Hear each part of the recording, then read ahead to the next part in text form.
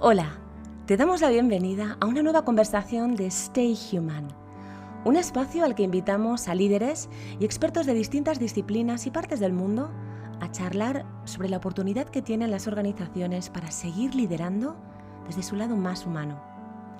Stay Human es un llamamiento impulsado por Picnic, LIC y DDB para instar a las organizaciones a que sigan siendo tan humanas como han demostrado que son capaces de ser.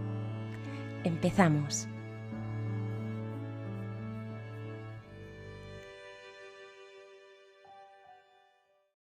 Hola y bienvenidos y bienvenidas a otra conversación de Stay Human. Llevamos varias conversaciones con líderes de distintas organizaciones y hoy tenemos a una líder que más allá de la organización para la que trabaja, tiene un historial que nos encanta y seguro que vamos a aprender muchísimo por su experiencia, no solo profesional, sino vital. Hoy tenemos a Irene Milleiro. Irene Villeiro, que es de Pontevedra, es actualmente la directora gerente de la fundación Change.org.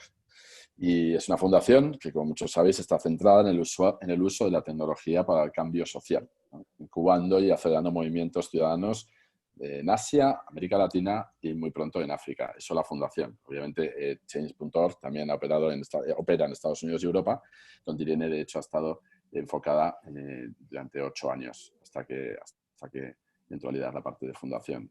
Es una persona, y lo vais a escuchar, comprometida absolutamente con la igualdad, especialmente de las mujeres y personas LGTBI. Y además Irene es miembro honorario de las top 100 mujeres líderes en España, donde obtuvo el premio Mujeres a seguir en la categoría de comunicación en 2017.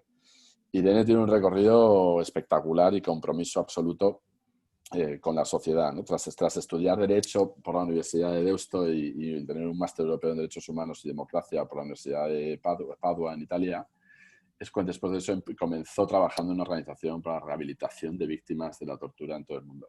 Y esto llevó a Irene a Bruselas, donde trabajó también en la Comisión Europea, en el Departamento de Derechos Humanos. Cuando regresó a España, Irene comenzó a trabajar en Oxfam Intermón, donde llegó a ser directora del Departamento de Campañas de Estudios.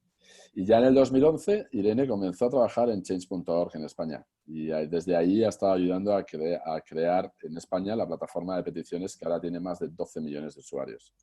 En estos 9 años ha tenido diferentes puestos y ahora mismo es la directora gerente, como decíamos, de la fundación, ¿no? Enfocada en América Latina y en Asia y muy pronto en África. Y de las conversaciones que hemos tenido con ella, está claro que Irene es una absoluta convencida del poder transformador de la ciudadanía, del poder que cada individuo, que cada persona tiene para transformar las cosas. Cree que todos los cambios comienzan con una sola persona plantándole cara a la injusticia. Y lo vamos a escuchar y lo vamos a entender cuando nos cuente su experiencia. Irene, muchísimas gracias. Sabemos que tienes una agenda complicada y que nos has hecho un hueco. Para nosotros es un auténtico lujo. Muchísimas gracias por estar con nosotros hoy y por compartir tus vivencias y reflexiones. Un placer, Alex. No, la iniciativa de Stay Human siempre me ha gustado mucho, me ha llamado mucho la atención y estoy encantada de estar con vosotros hoy. Qué bien, Irene. Mira, Irene, nosotros sabes que siempre le damos muchísima importancia al propósito que tienen las compañías, ¿no? Y cualquier tipo de compañía, ¿no? Y nosotros sabemos que el Change.org tiene un propósito muy claro, que es empoderar a las personas para que realicen los cambios que quieran hacer, ¿no? Y que nadie se sienta impotente hacia algo que siente que no se debería hacer. Y esto, que ha sido siempre así desde el inicio de Change.org, que estamos convencidos de que ahora se ha vivido incluso más todavía, ¿no? Entonces nos gustaría, antes de hablar de cómo has vivido desde Change.org esta crisis y qué cambios has podido ver en las actitudes y las peticiones de la ciudadanía, nos gustaría que nos contaras un poco de Change.org, sobre todo las diferencias que tú hayas podido ver después de haber tenido la oportunidad de trabajar para mercados como Estados Unidos o Europa durante 8 años y ahora centrarte en mercados que no tienen nada que ver, que son hábitos distintos, necesidades distintas, básicamente con matices culturales muy distintos como son en Latinoamérica y en Asia. Si nos cuentas un poco la experiencia global y las diferencias culturales alrededor de, más allá de la crisis, alrededor de esa necesidad de empoderar a las personas para que realicen los cambios que quieren hacer, ¿cómo se vive esta experiencia en la ciudadanía entre las diferentes culturas? Sí. Bueno, la verdad es que estos últimos meses para mí, trabajando más con Asia y América Latina, han sido un aprendizaje enorme, ¿no? Yo creo que, bueno, Estados Unidos, Europa, pues más o menos tenemos, ¿no?, unas democracias más o menos consolidadas, estables, ¿no? Y bueno, en otros países no es así, y en otros países además la cultura de la protesta es muy diferente, ¿no? Una cosa que nos ha costado mucho es hacer crecer Change.org en Japón, por ejemplo, ¿no? En el que está mal visto socialmente levantar la voz, o está mal visto quejarse, ¿no?, de algo que sucede. Entonces, en esos lugares tienes que también emplear bueno, pues otras tácticas, otras formas de hacer las cosas, porque la protesta no sale tan fácilmente a lo mejor como nos puede salir a veces a los europeos, ¿no? Y luego también yo creo que algo, bueno, pues muy diferente de las culturas también es incluso la forma de comunicación, ¿no? En Europa, Estados Unidos utilizamos mucho el email también y las peticiones, bueno, incluso Facebook, ¿no? Las peticiones se mueven mucho por las redes sociales. Hemos descubierto también que en otros países las maneras de la gente de comunicarse son un poco diferentes, ¿no? O con diferentes herramientas online, o usando menos el email, o usando más el SMS. Hay mucha serie de cosas también bueno, muy distintas, muy distintas. Y luego también para mí hay una parte también, ¿no?, de gestión de personas que ha sido también todo un descubrimiento, entender las diferencias que hay en cada país y lo que es importante para los equipos en los diferentes países, ¿no?, que es distinto a lo que a lo mejor puede ser aquí en España o en otros lugares. Sí, de eso me gustaría hablar más adelante, ¿no?, de la gestión, de cómo lo habéis vivido dentro de Change.org, pero ahora me gustaría centrarnos un poco en la conversación más no en Change.org, sino desde Change.org, lo que habéis visto en Change.org, porque lo que a mí me llama mucho la atención es que yo sé que Change.org nació en el 2007 centrada en el activismo, y hoy sois una empresa con más de 200 millones de usuarios, de los cuales 14 millones están en España. Tenéis oficinas en 18 países y tenéis más de 150 empleados, etc. Pero lo que más me llama la atención es que España es el país con la mayor proporción de usuarios de Change.org. Es decir, el 33% de los usuarios de Internet en España son usuarios de la plataforma, ¿no? O sea, que contáis con más de 14 millones de usuarios en España, de los que 6 millones han experimentado en al menos alguna ocasión una victoria de la compañía que han apoyado, ¿no? ¿Esto cómo explicas que España, esta particularidad que tiene de ser el país con mayor proporción de usuarios de Change.org? Pues mira, no sé si tenemos mucha explicación, no es algo que nos esperábamos, ¿no? Cuando empezamos aquí en España, pues bueno, era algo un poco nuevo. Yo creo que hay varias cosas. Yo es que creo de verdad que cuando a la gente le das una herramienta sencilla que pueda utilizar, al final la utiliza y es capaz de hablar, ¿no? Yo creo que, bueno, en España creo también que tenemos un sistema, que el sistema a veces, pues bueno, de las administraciones públicas, de los procedimientos, y eso es muy complicado. Y a veces, yo creo que de repente las personas se encontraron como una herramienta en la que de manera súper fácil eran capaces de poner su queja o pedir algo, ¿no? En lugar de entrar en esos sistemas a veces muy complicados de la administración o de las empresas. Y lo han utilizado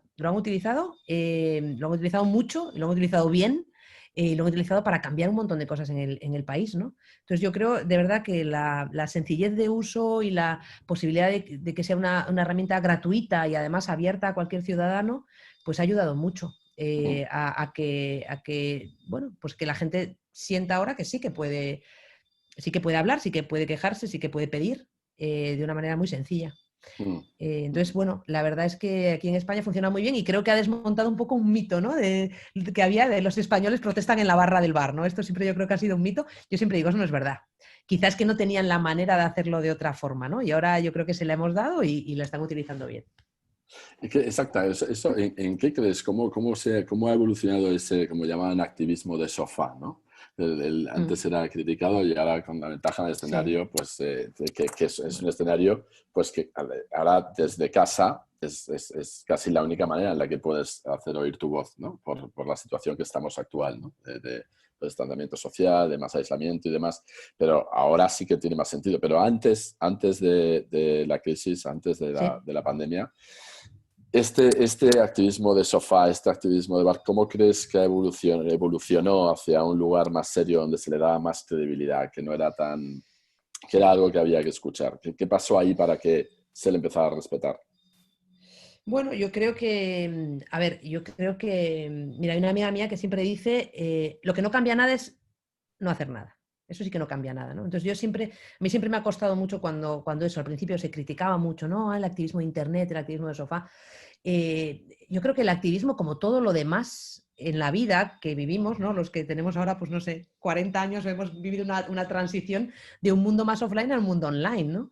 De hecho, por ejemplo, a mí nunca me ha gustado la palabra ciberactivista, porque digo, bueno, yo soy una amiga de gente y antes escribía cartas y ahora les escribo emails o WhatsApps y no soy una ciberamiga, ¿no? Soy una amiga que utiliza pues lo que se utiliza ahora, unas nuevas formas de comunicarse, ¿no?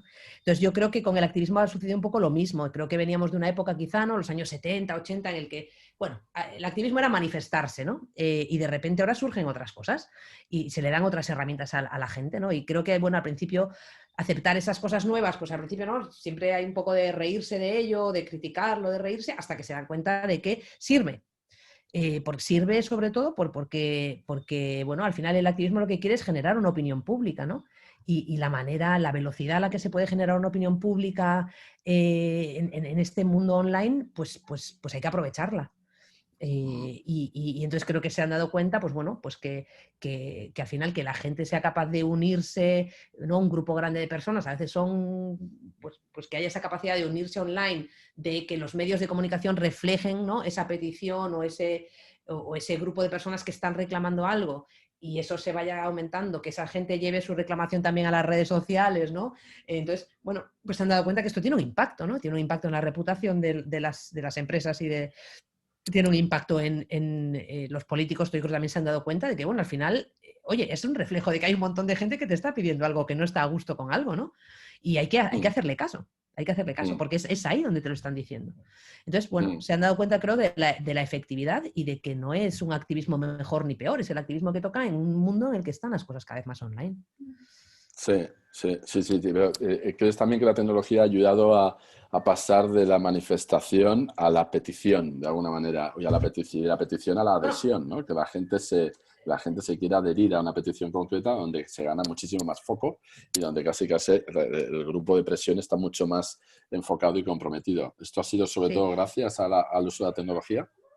Bueno, yo creo que sobre todo lo que la tecnología ha traído al activismo, primero es, yo creo que reducir barreras, ¿no? Para que cualquier persona ahora realmente pueda lanzar una campaña o, digamos, encabezar una iniciativa social. Hace algunos años, si tú querías bueno, hacer llegar algo a lo mejor al gobierno o a la sociedad, pues tenías que pagar un anuncio en el periódico o hacer un anuncio en la televisión, cosas a las que solo tenían acceso pues grandes ONGs o sindicatos o grandes organizaciones, ¿no? Ahora las barreras se han reducido muchísimo con el uso de Internet y cualquiera puede unirse a un grupo de personas y lanzar una campaña o un vídeo o lo que quiera con una repercusión muy grande en muy poco tiempo, ¿no? Entonces yo creo que una ha sido la reducción de barreras y al reducirse las barreras incrementa la participación, porque la participación es más fácil. Y luego yo creo también la velocidad de los cambios, ¿no? La velocidad de los cambios yo creo que es muy grande. Antes con las campañas, yo recuerdo cuando yo trabajaba en Oxfam, las campañas eran un proceso, te lo planteabas a 2-3 años poder cambiar algo, ¿no?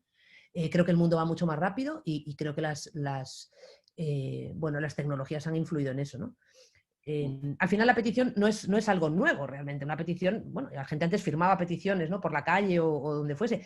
¿Qué es lo que ha pasado? Que al digitalizarla, pues lo que hemos permitido es que mucha más gente que piensa igual pues sea capaz de encontrarse de una manera muy sencilla y muy rápida en un sitio y puedan decidir, pues eso, trabajar juntos para cambiar algo, ¿no? De una manera mucho más sencilla. Yo creo que la petición es una de las cosas uno de los instrumentos que puede ser importante, sobre todo para que la gente se encuentre, para que digas, oye, estas 100 personas que han firmado la petición piensan lo mismo que yo, ¿no? Y a partir de ahí puedes organizarte y organizar otras cosas. Y algunas serán en la calle y otras serán online y otros serán ¿no? Vamos a escribir un tuit todos al mismo tiempo este día y otras serán, vamos a manifestarnos delante de un ministerio.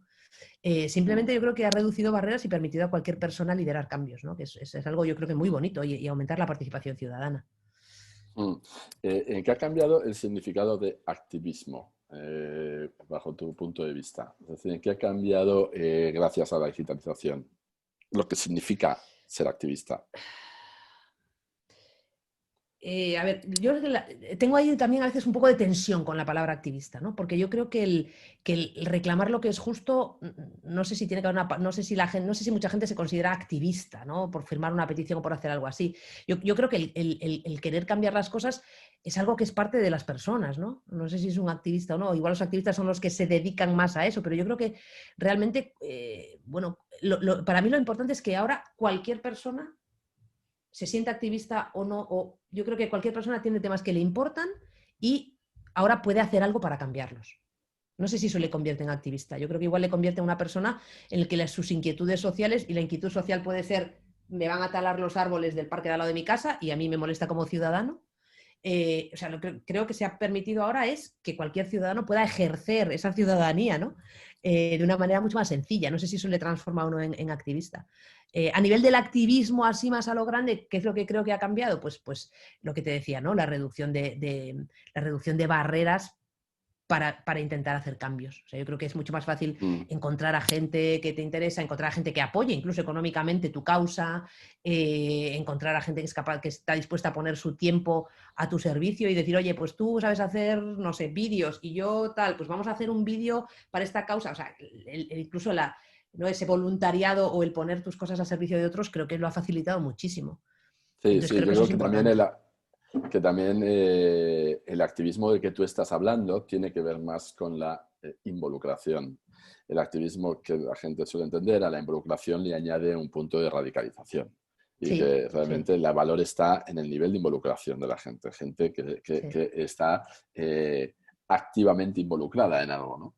Entonces, sí. en este sentido, me gustaría ahora hablar de cómo has vivido esa actitud activista o esa capacidad de involucración. Mm, ¿Cómo has mm. vivido desde Change.org durante la crisis del COVID-19, en este nuevo escenario durante la pandemia? En la que todos estábamos haciendo frente a un enemigo común como sociedad. ¿Cómo has vivido? ¿Han aparecido nuevas peticiones que antes nunca habías visto? ¿Se han acelerado peticiones que estaban latentes y que han ganado relevancia durante la pandemia? ¿O incluso que con el COVID-19 tal vez se hayan podido olvidar causas que, aunque no puedan ser tan urgentes, siguen siendo importantes, ¿no? ¿Qué tipo de reacción has visto desde la comunidad de Change.org durante la pandemia, y luego hablamos después de la pandemia? Pues mira, durante la pandemia hemos visto una actividad récord, yo creo, casi, ¿eh? O sea, yo no sé si ha habido un momento antes en el que hubiéramos visto tal crecimiento de peticiones creadas, de gente firmando, vamos, de gente participando. Es la verdad que hemos tenido, afortunadamente, creo, muchísimo trabajo estos últimos meses. Gran parte de eso, en todo el mundo además, o sea, hemos visto también yendo como de oriente a occidente, ¿no? A medida que la pandemia iba avanzando a diferentes zonas del mundo, veíamos cómo la actividad crecía, ¿no? Y parte de eso está relacionado con el COVID y con temas relacionados con el COVID, como, bueno, todo el mundo podrá imaginar, pues podemos hablar después, ¿no? Pero da igual, protección para los sanitarios o una serie de cosas que surgían, pero hay una parte también que no es COVID, ¿no? Yo creo que a partir de, bueno, pues de este incremento de participación, de la gente estar más en casa, de la gente estar más online, pues también ha surgido a lo mejor quizá más, bueno, pues tiempo y oportunidad de poner otras cosas encima de la mesa, ¿no?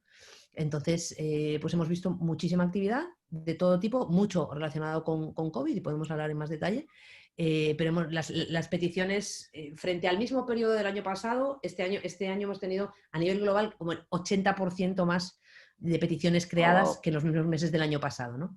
Entonces ha sido un incremento Wow. muy grande y en algunos países mucho más, te estoy diciendo a nivel global, pero luego hemos hecho un ranking también de países en los que, ¿no?, la crisis ha provocado como un incremento del activismo y es impresionante ver cómo en algunos países ha crecido muchísimo esta involucración ciudadana, ¿no? Pero ¿te ha llamado la atención por el tipo de peticiones o por el ritmo de peticiones? Porque por lo que decías, un factor clave ha sido el hecho de que la gente ha pasado muchísimo más tiempo conectada desde casa, ¿no? Y por lo tanto tiene más Sí. predisposición a involucrarse en lo que está sucediendo, ¿no? Mira, yo creo que esto es también un poco, a veces un poco contagioso, ¿no? Es lo que hemos experimentado nosotros. O sea, bueno, de repente ves, ¿no? Una petición, estás, bueno, en casa, lo que sea, ves una petición sobre algo y dices, pues es que a mí me está pasando lo mismo, o es que en mi ciudad pasa lo mismo, o es que a mi gobierno le pasa lo mismo, y yo creo que a veces hay un efecto contagio de, pues yo también voy a empezar algo, ¿no? O mira, esta persona ha conseguido esto de aquí, oye, y si yo pidiese esta otra cosa, ¿no? Entonces yo creo que también hay un efecto contagio que nosotros vemos esto como, de verdad, que tenemos que esperar un tiempo, ¿no? Pero como el principio de una nueva era del activismo digital. O sea, hemos visto cosas que tampoco habíamos visto nunca. Por ejemplo, bueno, una cosa a veces muy, ¿no? Que suele suceder a veces con las peticiones change.org es que la persona que recoge las firmas las entrega, ¿no? Bueno, pues a quien sea, a la empresa, a la administración. Bueno, pues esta vez no se podía, ¿no? Entonces, ¿qué han hecho? Pues han hecho entregas digitales. Hubo una manifestación digital en Twitter preciosa sobre una petición que hubo en Alemania, al gobierno alemán, que me pareció una cosa como, ¿no? Muy innovadora y muy nueva. Una manifestación en Twitter, ¿no? ¿Y qué se pedía? Todos al mismo. Fue muy bonito. Pues se pedía un ingreso mínimo en Alemania. Fue una petición enorme que firmaron más de 600.000 personas en Alemania. Y en un momento determinado decidieron hacer una manifestación virtual, ¿no? En Twitter. Y fue una cosa, no sé, lo contamos en un informe que sacamos a finales de agosto, que recomiendo a la gente que le eche un vistazo, el Pandemic Report se llama, porque contamos estas experiencias, ¿no? De cosas que hemos visto que no habíamos visto jamás. O en Japón, por ejemplo, de repente, que es un país en el que, como te os digo, ¿no? ¿no? El quejarse o el protestar quizá no es algo muy, muy acertado socialmente. Vimos un montón de gente joven, ¿no? Que utilizó las redes durante la pandemia para pedir cosas relacionadas con, pues, que cierren nuestra universidad por la pandemia, o que no la cierren, o que pospongan la ceremonia de graduación. Un montón de gente joven que empezó a utilizar Change.org que antes no lo había utilizado, ¿no? Entonces, bueno, yo espero que esa gente que ya ha empezado a utilizarlo, que de repente lo ha descubierto, pues siga también un poco ese camino futuro, ¿no? Entonces, la verdad que yo creo que ahí viene una nueva era de cosas que va a ser muy interesante. Creo que estamos al principio del activismo digital todavía y que hay mucho por descubrir. Me gustaría profundizar, porque has mencionado que habéis publicado el Pandemic Report y ahí, por lo que he podido ver, tiene el Civic Engagement Index, ¿no? El índice de involucración ciudadana, podríamos hablar de alguna manera, ¿no? Me gustaría, si quieres, brevemente contarnos cómo esto, en el report, qué información tenéis o qué datos tenéis que nos puedan ayudar a entender cómo ha subido la involucración ciudadana. Primero, si quieres, en los temas específicos del COVID, que seguro que hay muchísimos, pero para entenderlo, ¿no? Donde han sido más específicos del COVID, pero luego, si tienes algún aprendizaje de ese reporte, específicamente de cómo ha subido la involucración ciudadana hacia las compañías, hacia las corporaciones. Sí. Tenemos cosas, sí. Mira, pues... Primero la parte de COVID y luego la parte de las empresas, si quieres. Sí, pues mira, lo que este índice de involucración intenta ver es un poco, bueno, en qué países, ¿no? Ha crecido la involucración ciudadana durante estos meses, ¿no? Entonces hacemos un poco, pues, un índice que está basado en oye, cuántas peticiones más se han creado versus el año pasado, cuántas gente más ha firmado frente al año pasado. Y ahí lo que vemos también es una cosa yo creo muy bonita, que es como países del sur global, podemos llamarle, están como emergiendo como centros también de actividad ciudadana, ¿no? De involucración. De hecho, el país en el que más han crecido las peticiones y las firmas en estos meses ha sido Sudáfrica, ¿no? Que es el número 1 de este índice, ¿no? Que nos ha gustado mucho verlo. Como de repente yo creo que la gente se ha encontrado como, bueno, encerrada en un país en el que la incidencia de COVID ha sido muy grande, en el que a lo mejor los sistemas, el sistema de apoyo social o la red social no es tan fuerte como en otros países, y han salido a las redes a protestar, ¿no? A Change.org por lo menos a quejarse. Entonces, bueno, los primeros 5 países son Sudáfrica, Japón, Canadá, Estados Unidos y Perú. En Estados Unidos también tenemos que tener en cuenta que la situación con el movimiento tras el asesinato de George Floyd fue muy grande, ¿no? El Black Lives Matter, y eso también se reflejó en un crecimiento de peticiones y de firmas online en temas relacionados con el racismo en Estados Unidos. Pero es muy bueno, pues eso, ver que esos países, o países como Corea del Sur, Filipinas, ¿no? Están en puestos también altos de ese ranking, ¿no?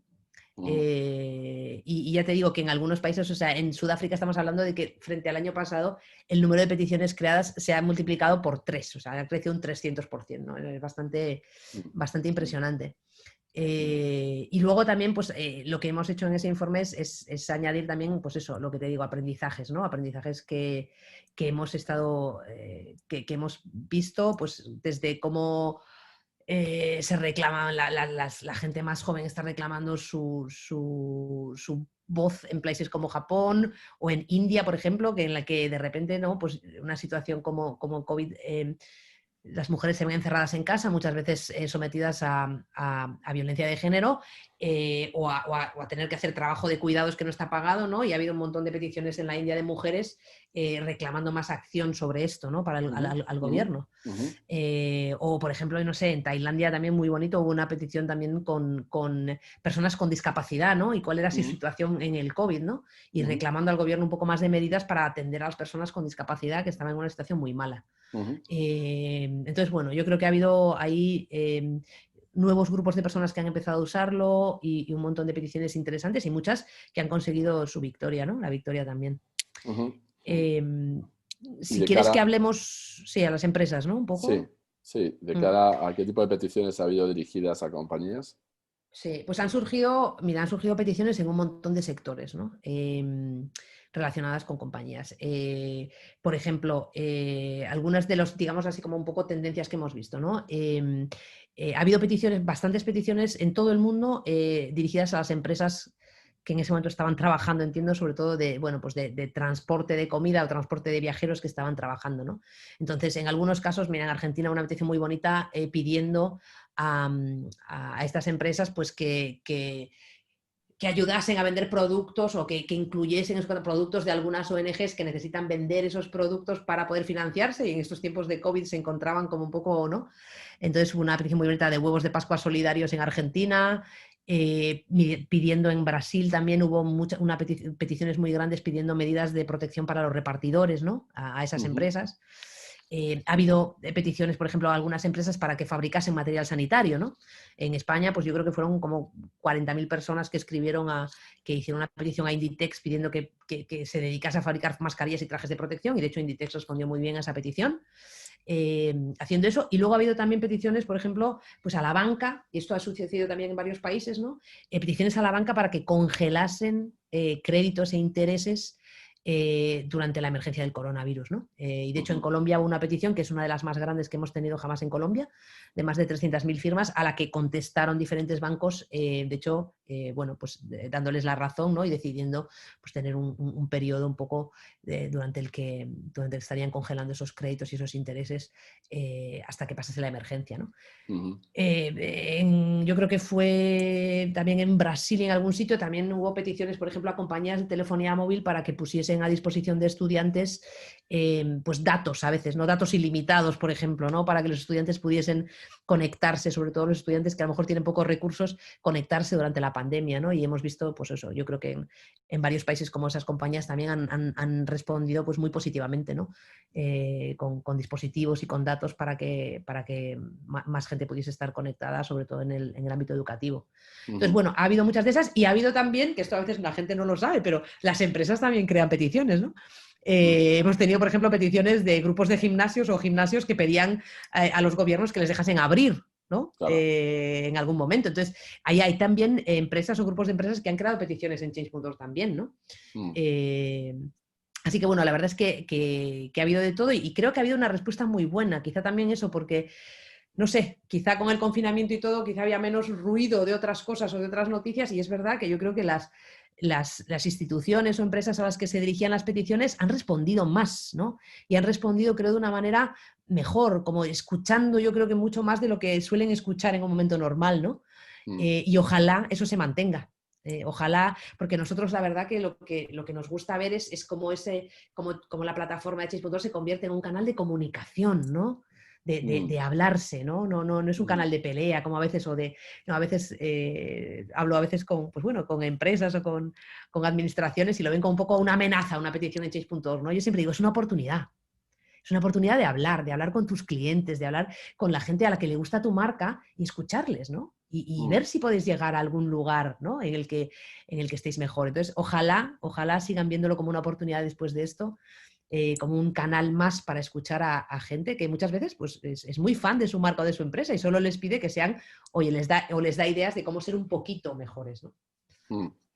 Claro, para que eso se mantenga tiene que haber el mismo nivel de compromiso e involucración, ¿no? O sea, yo creo que justamente ahora lo hemos visto en un entorno excepcional, donde sí que Sí, había este nivel de involucración y por lo tanto un nivel de escucha excepcionalmente alto, pero yo creo, y corrígeme si me equivoco, es que sí, sí. cuando alguien tiene un nivel de involucración muy alto, espera a que básicamente pedir el mismo nivel de involucración en el otro, ¿no? O sea, que normalmente el que origina esa involucración, el que lo empieza, tiene un nivel de compromiso normalmente mayor porque está despertando esto. El reto es cómo conseguimos que al otro lado haya no solo el nivel de compromiso ahora puntual, sino Eso duradero es, y que se quede, ¿no? Y que eso entonces es, ya podamos estar al mismo nivel de involucración y trabajemos juntos por una causa común, ¿no? Esto eso es. nosotros en las investigaciones que hemos hecho, pues sale mucho el nuevo rol sobre el CEO activista, ¿no? De alguna manera que llaman, ¿no? Ujú, ujú, Y sí, que justamente tú has mencionado a la gente joven, ¿no? Que la gente joven reclama mucho que su voz sea escuchada, pero que también los otros hagan lo mismo. Entonces, los millennials son un claro ejemplo de esto, que tanto como empleados y como consumidores reclaman un papel mucho más activo de los CEOs, ¿no? Incluso veíamos unas declaraciones del CEO de Bank of America que decía, nuestro trabajo como CEOs ahora incluye liderar lo que consideramos justo. No es exactamente activismo político, pero supone una acción en temas que van más allá de los negocios. Entonces, sí, pues básicamente en una era donde premia lo social, el silencio es una respuesta y el activismo tiene implicaciones estratégicas para la compañía. total. Es decir, se puede hacer activismo desde lugares como CEO, las compañías, ese activismo corporativo que va más allá de su negocio. ¿Esto tú cómo lo ves? ¿Cómo ves Pues si claro que es se lo que está creciendo? puede. Sí. Claro, claro que se puede. Y tenemos experiencias muy bonitas en España, ¿eh? Que han surgido de una petición y que creo que son muy bonitas y muy positivas. Mira, te puedo contar dos, pero que Mm, además es que son públicas, están ahí. Hubo una campaña hace yo creo que un par de años en España de una madre que decía, es que no me puedo creer el nivel de deberes que tienen mis hijos. ¿Sabes? Tienen un mm, nivel de deberes que no es normal, no les permite. Y entonces inició una campaña como para racionalizar mm, los deberes, ¿no? Oye, ¿y qué ha habido esta campaña? Y dijo, jo, es que nosotros somos una empresa que cree en que, de hecho, ¿no? En la familia, ¿no? O sea, uno de nuestros valores es, ¿no? El tener un lugar para las familias y que las familias cenen juntas y que las familias hablen, ¿no? Y que las familias estén agradables. Y nos contactaron y dijeron, oye, ¿podemos hablar con la persona que creó esta petición? Y dijimos, sí, claro, nos ponemos en contacto, les pusimos en contacto y oye, hicieron un vídeo súper bonito para promover la petición que hizo IKEA con la creadora de petición para, ¿no? Como menos deberes y más vida familiar, ¿no?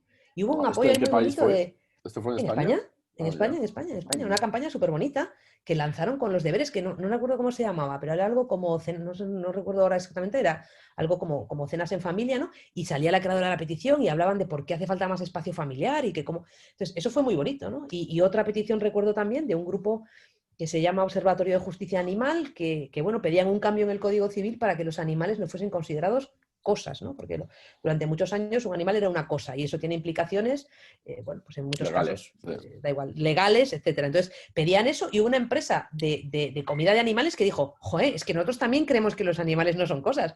De hecho, para nuestra empresa los animales son súper importantes. Y Yo se aquí pusieron en contacto con ellos, hicieron también, les ayudaron a hacer una campaña en redes sociales para promover la petición, etcétera. Entonces, puede haber colaboraciones muy bonitas también, ¿no? Entre esas empresas que tienen, al final tienen un valor. Yo entiendo que si eres una, bueno, empresa que hace comida para animales, te importan los animales, ¿no? Pues mm, puedes hacer cosas en ese terreno, en ese sentido, o ayudar a ciudadanos que están haciendo cosas en ese sentido. mm, Creo mm, yo he visto empezar a surgir colaboraciones muy bonitas que creo que van a ir a más y no a menos. mm, Porque mm, la gente espera ahora unos valores y un propósito y una defensa de unos serios valores de las empresas. mm. ¿Los espera o los exige? Bueno, yo creo que algunos los esperan, pero los van a exigir cada vez más, es lo que te digo, ¿no? Nosotros estamos viendo, mira, yo creo que las tecnologías en general, yo creo que los teléfonos móviles, esto nos ha llevado a un lugar en el que creo que las personas ahora, en su cabeza, es muy fácil participar. Y Mm, es muy fácil quejarte y es muy fácil decir lo que quieras. Entonces, mm, las exigencias van a ser más y más rápidas, ¿no? mm, Yo mm, siempre digo a la gente, lleváis un altavoz en el bolsillo, lleváis un altavoz de vuestra opinión en el bolsillo mm, y lleváis un altavoz de vuestras reclamaciones en el bolsillo. mm, Se puede usar y podéis muy fácil encontrar otra gente que comparte lo que vosotros estáis, de lo que estáis quejando y poner vuestra reclamación alta y clara ahí fuera. mm, Entonces, esto va a ir a más y no a menos, eso estoy segurísima, ¿no? mm, Entonces, esperan y reclamarán cada vez más. ¿Y esto qué tipo de oportunidad representa para las compañías? Esto, lo que acabas de decir. Bueno, a ver, yo creo que en fin, no sé, yo igual en esto igual soy demasiado convencida, estoy exagerada, pero yo creo que la oportunidad es que si tú no haces esos cambios y si no te comportas como la gente espera que te comportes y tener yo creo que un papel social, ¿no? Un papel social que es importante y que esperan de ti, van a cambiar a otra compañía que sí que se lo dé, ¿no? Uh-huh. Y si quizá antes, incluso a la hora de, no sé, quizá antes era más difícil enterarte, ¿no? de cómo era una compañía, ¿no? Si no te tocaba experimentarla a ti, si era buena, era mala, si escuchas las reclamaciones, si no las escuchas, si se comporta bien con sus precios, no se comporta bien. Ahora es sencillísimo, ¿no? Entonces yo creo que cada vez hay más información, cada vez hay más comunicación de la gente y cada vez se espera, yo creo que una responsabilidad mayor, ¿no? Incluso, bueno, yo diría incluso también que en algunos temas más que en otros, ¿no? Creo que creo que estamos con una generación joven y quizá ya no tan joven, pero que ha crecido con la preocupación del cambio climático, ¿no? Sí, Igual que nosotros crecimos con otra preocupación, pues esto lo han visto en el cole una y otra vez, están preocupados. Si las empresas no son capaces ¿no? De manera seria y de manera de creérselo de verdad, explicar, ¿no? Cómo ellos están contribuyendo a que mantengamos el planeta mejor, los consumidores se van a ir a otra que lo haga.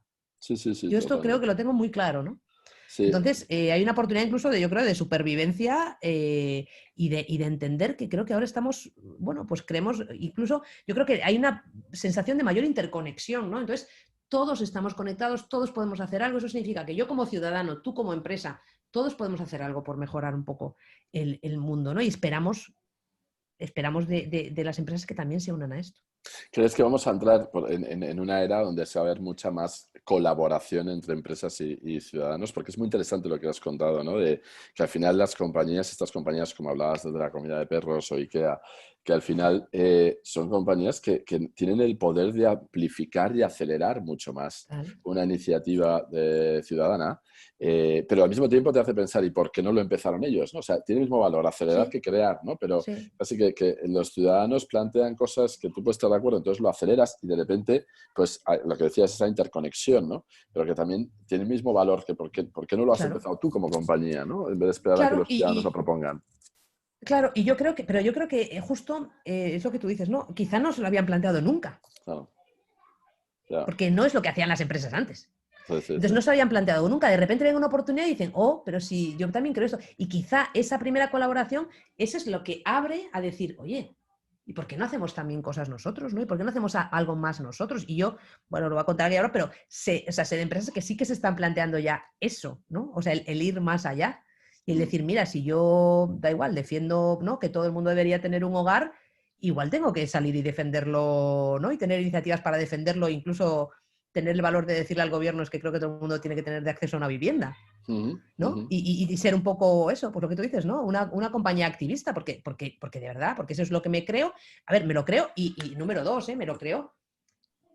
Y además, no necesariamente es malo para mi negocio, que no creo que sean cosas... A veces la gente dice, no, claro, ¿qué van a decir? No, bueno, ¿qué van a decir? Oye, que no tiene por qué ser incompatible, ¿no? Nosotros tuvimos una vez una petición enorme de una compañía americana que se llamaba Hotels.com, que pedía que hubiese más vacaciones pagadas para la gente en Estados Unidos. En Estados Unidos prácticamente la gente no tiene vacaciones pagadas, ¿no?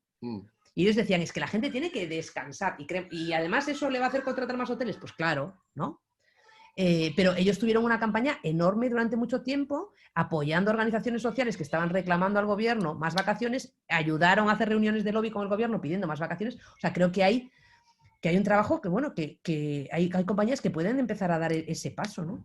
Y que no tiene por qué ser incompatible. No creo que tiene No, que es que ser de hecho incompatible. creo que precisamente no tiene por qué ser incompatible porque de hecho eso tienes, como nosotros decíamos en anteriores podcasts, ¿no? Que las compañías tienen su legítimo derecho a la rentabilidad, Claro, ¿no? Entonces, por supuesto que sí. entonces, que tienes que involucrarte con causas que aunque tengan un retorno, la gente al final acepta que tú vayas a hacer negocio, pero además de eso, ¿qué haces? ¿No? O sea, ¿qué vas a hacer? ¿No? Entonces, es como que lo del ejemplo de hotels.com me parece muy bueno, ¿no? En ese sentido. Es decir, obviamente, si tú dedicas a la industria vacacional, pues vas a luchar por las vacaciones, pero hay un bien común, porque no estás luchando para que la gente vaya a hoteles, sino para que la gente tenga mayor calidad de vida. Y luego tú tienes un rol ahí, que eso es más desde las compañías, ¿no? Pero desde la gente, lo que es interesante es lo que has mencionado antes de la transparencia, ¿no? Nosotros somos unos absolutos convencidos de que hoy como compañía o te transparentas o te transparentan. Y entonces la transparencia básicamente da acceso a más información, y el acceso a más información incrementa la actitud de empoderamiento, ¿no? Básicamente que la gente se sienta mucho más empoderada porque sabe mucho más, ¿no?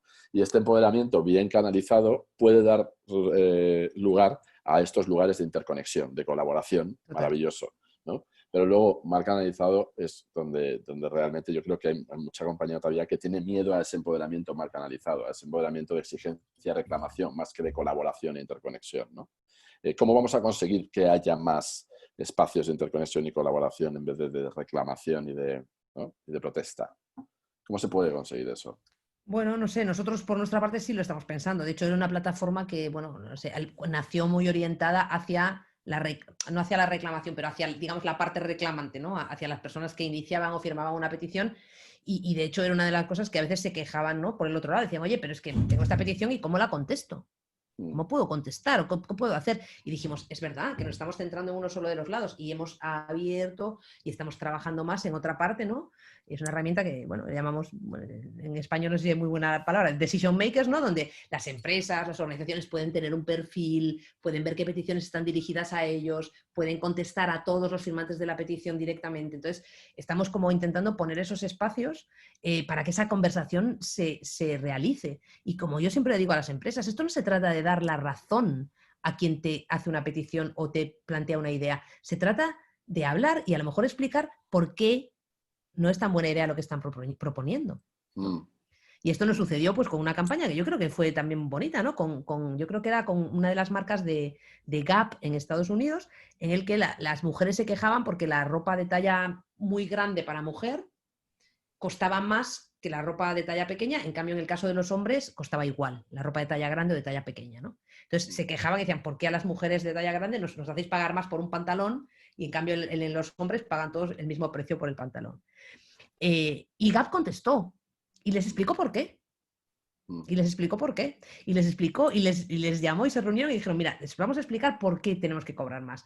Porque tenemos un trabajo mucho más de diseño, porque una pieza grande en ropa de mujer tiene que tener un diseño para adaptarse. Y les explicó todo. Y de ahí surgió una colaboración súper bonita en la que se reunieron con un grupo de mujeres de talla grande para empezar una colaboración a futuro de cómo diseñar esas prendas. O sea, es que pueden pasar cosas, no solo es decir, ay, sí, no, a veces es decir, mira, no tenéis razón y es por esto. Pero vamos a sentarnos y vamos a hablar y vamos a ver qué podemos hacer, ¿no? Entonces, creo que eso es, o sea, yo creo que sobre todo hay una parte de no tener miedo, lo primero, y escuchar, porque de verdad que yo he visto en la plataforma nuestra ideas que digo, madre mía, ¿no? ¿Y cómo no se le había ocurrido esto algo antes? Es que hay oportunidades que te están dando gratuitamente. La gente te está dando a veces oportunidades, a veces de negocio, a veces de mejora, gratuitas, ¿no? Como personas que viven tu marca, que a veces les encanta incluso tu marca, y te dicen, oye, esto lo podrías hacer, escúchales. Entonces yo primero es no tener miedo, escuchar y estar abierto a sentarse y a hablar, que hablar no hace nunca mal a nadie, ¿no? Y yo de verdad que creo mucho en a mí una de las cosas que más me gusta de las tecnologías y la conexión que tenemos ahora es la posibilidad de esta inteligencia colectiva que surge, ¿no? Como gente que tiene ideas sobre algo que a lo mejor no te habían ocurrido a ti en la vida y son buenísimas, ¿no? Claro. Y eso me parece una oportunidad enorme para todos. Y lo hemos visto yo creo que con algunas empresas, ¿no? Con el Open Innovation, ¿no? Abrir la innovación, ¿no? Y preguntar a sus clientes, oye, ¿cómo podríamos hacer esto? ¿Cómo podemos mejor hacer este producto? Y hay empresas como Lego que han triunfado gracias a esas ideas, ¿no? de la gente que adora el Lego y que les ha dado ideas buenísimas de qué podrían hacer, ¿no? Entonces, abrámonos más porque va a ser bueno para todos, ¿no? De hecho, esto que estás diciendo nosotros, en uno de los principios de Stay Human está la empatía, ¿no? Que para el liderazgo humano, una de las claves es la capacidad de empatizar con esto. Entonces, para que esta reclamación sea el principio de un diálogo y haya esa actitud de escucha, lo que hay que hacer es la empatía e intentar entender por qué te están pidiendo esto, ¿no? Y cómo se alimenta, ¿no? Que pase a ser, pues eso, una plataforma más, en el caso de Change.org, de diálogo y de iniciativas, más que reclamación de cambio, ¿no? Lo que pasa es que ahí es verdad que el nombre no ayuda mucho, entonces Change.org sería... Bueno, es cambios, ¿no? O sea, queremos cambios, pero el cambio también puede ser... Y lo que decíamos, ¿no? Nuestra misión es empoderar a la gente para que... ¿no? Sea capaz de hacer, pero bueno, el cambio también es que haya un diálogo más cercano entre incluso la administración y los ciudadanos. Eso es un cambio que no ha habido hasta ahora, o entre una empresa y los ciudadanos. Es un cambio, ¿no? El acercarse, el que te escuchen, es un cambio de paradigma también, ¿no? Yo creo que eso es, al final el propósito, nuestra visión es ese mundo, ¿no? En el que las voces de los ciudadanos y de políticos, de empresas, de otras cosas, tienen un peso parecido y se hablan y se escuchan y se comprenden y se rebaten, ¿no? De una manera constructiva, ¿no? Yo creo que es hacia ahí es donde queremos llegar, ¿no?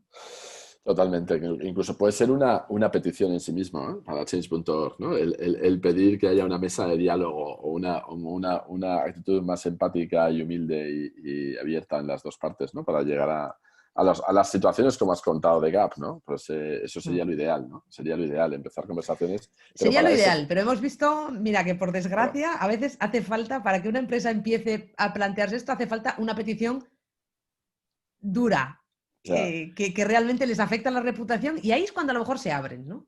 Es una pena, ¿no? Que a veces haya que llegar ahí, pero a lo mejor ahí también es el principio de un proceso de cambio y de decir, es que no me lo había planteado ¿no? Que esto puede ser una oportunidad para mí, que puedo a lo mejor a través de esto explicar mi política y por qué hago esto, por qué hago lo otro, ¿no? Explicar cosas a la gente, ¿no? Claro. Claro. Lo que pasa es que ahí el reto es cómo consigues generar ese cambio en la compañía y que sea por convicción y no por reputación, ¿no? Cómo se consigue que sea genuino, que sea auténtico, en el sentido que es también otro de los principios, ¿no? del liderazgo humano, ¿no? Al final, que sea genuino, que sea de dentro, que sea por convicción, no porque está llegando a un nivel de seriedad que puede afectar a mi reputación, ¿no? ¿Puedes contar un caso de esto sin mencionar la compañía, si quieres, de realmente que ha sido duro y que realmente empezaron a plantearse el cambio por lo que podía estar afectando, por lo dura que era la petición y podía estar afectando a su reputación? Sin mencionar la compañía. Pues mira, estoy pensando ahora porque hemos tenido... pero incluso esto que te digo, ¿no? Por ejemplo, incluso esta petición que te mencionaba antes, ¿no? De Gap en Estados Unidos. O sea, nosotros a veces nosotros intentamos también, pues bueno, cuando hay una petición muy grande a una compañía, intentamos también, pues de alguna manera, ayudar a poner en contacto a ese creador de la petición con alguien en la compañía para que hablen, ¿no? Y a veces es durísimo, ¿no? Y cuesta muchísimo, ¿no? Y nosotros un poco lo que intentamos decir es, no, ¿sabes? No te están llamando para insultarte ni para nada, ¿no? Quieren hablar y quieren que expliquéis, ¿no? Entonces, yo creo que sí que hubo, o sea, sí que ha habido algunas peticiones. Por ejemplo, mira, tú ahora mencionabas Bank of America, ¿no? Pues una de las peticiones más importantes que tuvo Change.org hace, yo qué te diría, a lo mejor 6 años, 7 años, yo soy muy mala con el tiempo, pero mira, unas peticiones más importantes que tuvimos a nivel global. Cuando fue la crisis año 2000, bueno, ya 2007, 2008, 2009, Bank of America se planteó introducir una nueva cuota, ¿no? En que tenías que pagar como $5 al mes por tu tarjeta de débito, ¿no? Por poder tener una tarjeta para sacar dinero de tu cuenta, ¿no? Y tenías que pagar una cuota de $5 al mes y lo introdujo, y una chica muy joven, una chica que de hecho pues eso, acababa de terminar la universidad, tenía 2 trabajos, era canguro y hacía otra cosa, una chica muy joven, que creó una petición y dijo, oye, por favor, no me cobren no introduzcan esta tasa para, ¿no?, cobrarme $5 por poder acceder a mi dinero, esto es una locura. Y yo creo que ellos al principio pensaron que esto iba a ser una tontería, vieron a esta chiquita y dijeron, bueno, esto no va a ser nada. En unos días la petición tenía 300.000 firmas, esta chica estaba en todos los programas de noticias americanas contando esto, la gente se sentía muy reflejada, ya no solo por esto, ¿no?, sino por una situación en la que veían que, bueno, pues los ciudadanos estaban sufriendo una crisis económica y las grandes empresas parecían no darse cuenta, ¿no? Y Bank of America fue súper resistente a a reunirse con ella y de hecho al final acabaron quitando esa tasa, y yo creo que también incentivando a que otros bancos no se atreviesen a hacerlo, sin mencionar ni siquiera, sin decir ni siquiera que esto tenía que ver con la petición, ¿no? Pero yo creo que eso ha podido ser también el inicio, como tú dices, ¿no? Ahora Bank of America, el CEO de Bank of America, o sea, yo creo que ha podido ser también el inicio de comprender las cosas de otra manera, ¿no? De llevar ahora a la compañía a un lugar en el que hay una compañía y hay un CEO que dice, oye, no, hay otro papel y hay otra cosa que hacer, ¿no? Y a veces yo creo que esas cosas muy duras son capaces de hacerte que te replantees en el mundo en el que estás, qué te están pidiendo tus clientes, porque además mucha de esa gente que hablaba eran clientes de mucho tiempo y que querían al Bank of America, esa es la cuestión, ¿no? Muchas veces son gente que quiere tu marca, que te protegerá tu marca, que te defenderá cuando haga falta, que te recomendará a sus amigos, ¿no? Entonces, quizá ese tipo de peticiones a veces muy duras son el principio de un cambio de fondo en esas empresas. Totalmente. Hay una cosa que y que tú y yo hemos hablado en otra ocasión, que me gustaría profundizar, que es las empresas que empiezan a cambiar un poquito o que empiezan a hacer las cosas un poco mejor, lo cuentan muy bien. Es decir, el equilibrio entre hacer y contar, ¿no? Las que tienen nuevos gestos luego lo comunican muy bien. En cambio, las empresas que lo hacen de manera auténtica, convencida y comprometida y duradera, luego no se comunica tan bien. Hay una especie ahí de humildad malentendida, de alguna manera, de que le hace las cosas muy bien, no quiero ponerlas demasiado en valor porque no quiero alardear de lo que hago, versus compañías que hacen algunos gestos, pero no con ese nivel de compromiso y lo comunican de manera impecable. En tu experiencia, ¿cómo se puede conseguir este equilibrio, ¿no? O sea, tú ves esta disyuntiva y cómo realmente podemos ayudar a que las compañías que lo hagan bien lo pongan en valor con su comunicación sin sentir complejo o la humildad o el alardeo, ¿no? Como que no quieren alardear de hacer de las cosas bien hechas. Sí. ¿No? Esto pasa mucho. Yo creo que en las personas, en las compañías, yo creo que es parte de nuestra cultura, ¿no? Esa cosa un poco de que hay que ser muy humilde, ¿no? Con las cosas buenas, ¿no? Cuando haces algo bueno, social, bueno, eso tiene que estar para ti, tiene que ser muy humilde. Yo creo que tenemos que, que tenemos que empezar a perder ese miedo, ¿no? Porque al final el lugar donde yo creo que estamos es que estamos, bueno, creo que, como decíamos antes, ¿no? Muy interconectados y que todos los actores que estamos en este mundo tenemos que empezar a poner cosas, ¿no? para mejorar, ¿no? Entonces, no sé si es muy fácil hacerles perder el miedo, pero hay que contarlo y hay que abrirse a nuevas ideas. ¿Cómo podemos hacerlo? Mira, no sé si... Yo creo que yo de todas formas sí creo que las nuevas generaciones traen un cambio cultural, una cultura diferente, ¿eh? Yo lo veo incluso con la gente más joven que trabaja con nosotros, ¿no? En el que hay mucho menos miedo de eso, no solo menos miedo, sino que además a ellos les parece normal, ¿no? O sea, normal hacerlo y normal contarlo como contarían cualquier otra cosa sobre lo que hacen, ¿no? O sobre su empresa. Entonces yo creo que ahí las nuevas generaciones van a ayudar mucho y que tenemos que un poco luchar contra esto, porque es verdad que hay gente que está haciendo cosas fantásticas y maravillosas. Por eso yo, cuando me preguntan ejemplos, intento también decir, porque en muchos casos son públicos, los nombres, ¿no? Porque no hay que tener vergüenza ni miedo a ser parte de esta red y del intentar hacer una sociedad y un mundo un poco más justo para todos, ¿no? Y creo que irá por ahí. Creo que será una colaboración, además, empresas, administraciones y ciudadanos. Yo creo que ahí vamos a tener que entrar todos. Pero las nuevas generaciones lo van a cambiar mucho, me parece a mí, porque no tienen creo que no han crecido con esa cultura o esa vergüenza, ¿no? Y las nuevas generaciones, ¿qué crees que pueden aportar de cara a garantizar que el liderazgo de las compañías siga siendo tan humano como nos han demostrado? ¿Qué pueden aportar? ¿Pueden aportar más colaboración, más exigencia, más reclamación? ¿Qué pueden aportar? Bueno, yo creo que sí, o sea, yo creo que pueden aportar más exigencia, creo que reclaman mucha más transparencia, creo que reclaman mucha más honestidad en las conversaciones, ¿no? Y además, no sé, o sea, yo veo una frescura, ¿no? En esta nueva generación también y bueno, y también hay una cosa que quizá es, bueno, la gente puede verla como negativa, yo no sé si es negativa, pero que hay menos lealtad de marca, ¿no? Hay menos lealtad a cosas como no, es que esta es mi marca de toda mi cosa de toda la vida. Bueno, pero si tú no estás cumpliendo las expectativas que yo tengo, voy a buscar otra y no pasa nada, ¿sabes? Y no me traumatizo ni digo es que esto es lo que he usado siempre o esto es lo que he consumido siempre, ¿no?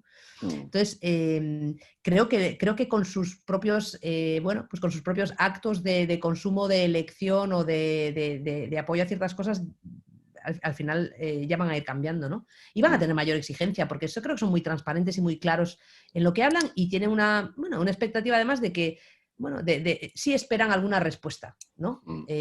Más que quizá yo creo que los que venimos de un lugar en el que esto pues no era tan habitual y no, te esperaba o te consideras que tenías como menos poder o esta generación que ha nacido yo creo que con las nuevas tecnologías y con una capacidad de hablar directamente con quien quieran, la marca que quieran, en el momento que quieran, esperan una respuesta mucho más rápida y si no, pues pasarán a lo siguiente, ¿no? Sí creo que, en fin, que traerán cosas buenas. Yo es que soy siempre muy fan de los jóvenes, ¿no? Me molesta mucho esa actitud que tiene siempre la generación siguiente de criticar a la generación que viene, ¿no?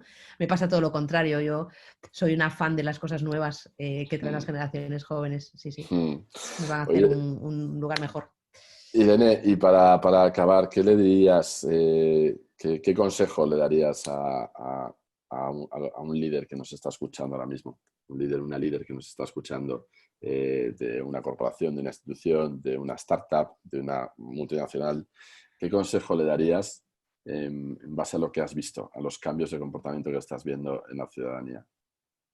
Para que consigas seguir liderando desde este lado tan humano. Que no tenga miedo de escuchar, de hecho, todo lo contrario, que busque activamente escuchar todo lo que se está diciendo fuera, ¿no? Y que eso lo tome como algo rico y como una oportunidad de aprender y entender, ¿no? Por qué la gente les ve de una manera o les ve de otra, o sea, abrirse muchísimo y no solo esperar a que, no solo esperar a que te llegue algo, sino proactivamente escuchar lo que está viendo fuera y no tener miedo. Tampoco, y una cosa que me parece clave, no tener miedo tampoco a reconocer los errores, porque además creo que estamos, afortunadamente, creo que en una cultura en la que el error es cada vez menos negativo, no pasa nada muchas veces, ¿no? No pasa nada y a veces ese reconocimiento del error te va a ahorrar, ¿no? Y el cambiar la actitud cuando el aprendizaje a partir de ese error te va a ahorrar muchos meses de disgustos, ¿no? Que el intentar mantenerlo y decir, no, es que yo como compañía siempre lo hago bien y no voy a reconocer que esto ha sido mal, ¿no? O sea, creo que esa humildad de ser capaz de reconocer el error, tener una escucha más activa y abrirse proactivamente a escuchar a la gente que, a la gente, incluso y sobre todo a tus clientes y a la gente que te quiere, escúchales más. ¿No? Son tu riqueza. Yo creo que los usuarios, para nosotros, nuestros usuarios, al igual que nuestro equipo, es nuestra riqueza.